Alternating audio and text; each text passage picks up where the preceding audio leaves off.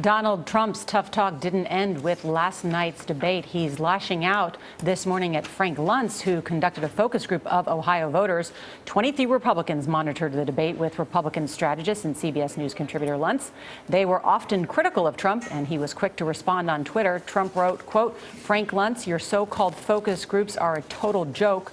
Don't come to my office looking for business again. You are a clown." Frank Luntz is with us from Cleveland. Good morning, Frank. Good morning. I've been called a lot of things in my life, but I've never been called a clown, and those focus groups are accurate. What do you say when you won't guarantee to support the Republican nominee, when you call women some pretty horrific names, when you insult the moderator of the debate, when you don't answer questions specifically, when you can't even explain why you went bankrupt? I have to tell you, this was an amazing debate performance. Not amazing because it was effective, amazing because I saw the destruction of a presidential campaign over those 2 hours. It really was remarkable. Well, I want to see some of the results from your focus group. First, of course, the first question that the moderators asked Donald Trump was on that question about whether he would have pledged not to run as an independent. Let's watch. Raise your hand now if you won't make that pledge tonight. Mr. Trump. So, Mr. Trump, to be clear, you're standing on a Republican primary debate. I fully understand. You're not going to make the pledge tonight. I will not make the pledge at this time. Okay. We heard the crowd in the arena act negatively. Also, your focus group? Yeah, these are partisan Republicans, as they should be in a primary debate. By the way, number one, I actually like Donald Trump.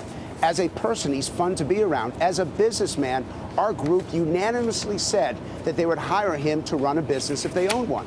But when you're talking about a Republican presidential nomination, when these people want to defeat Hillary Clinton, that's not the language, that's not the strategy, that's just not what they want to hear. Frank, let me make sure I understood what you said. We saw last night, did I hear you say, the destruction of a candidacy?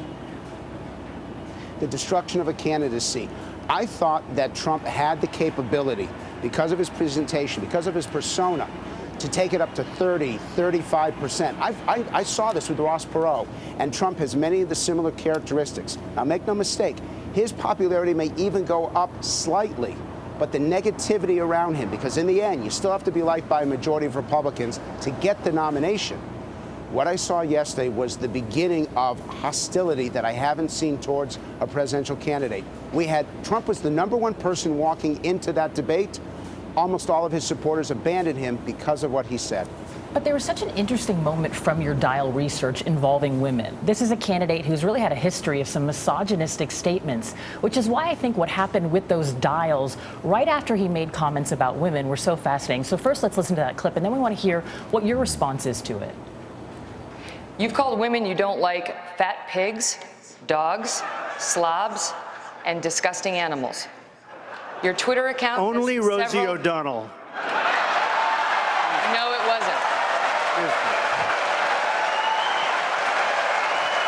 And how will you answer the charge from Hillary Clinton, who is likely to be the Democratic nominee, that you are part of the war on women? I think the big problem this country has is being politically correct. I've been challenged by so many people, and I don't frankly have time for total political correctness. And to be honest with you, this country doesn't have time either. I don't think that second dial really surprised that many people, but the first one was surprising. Why do you think people connected with that? Because Republicans don't like Rosie O'Donnell.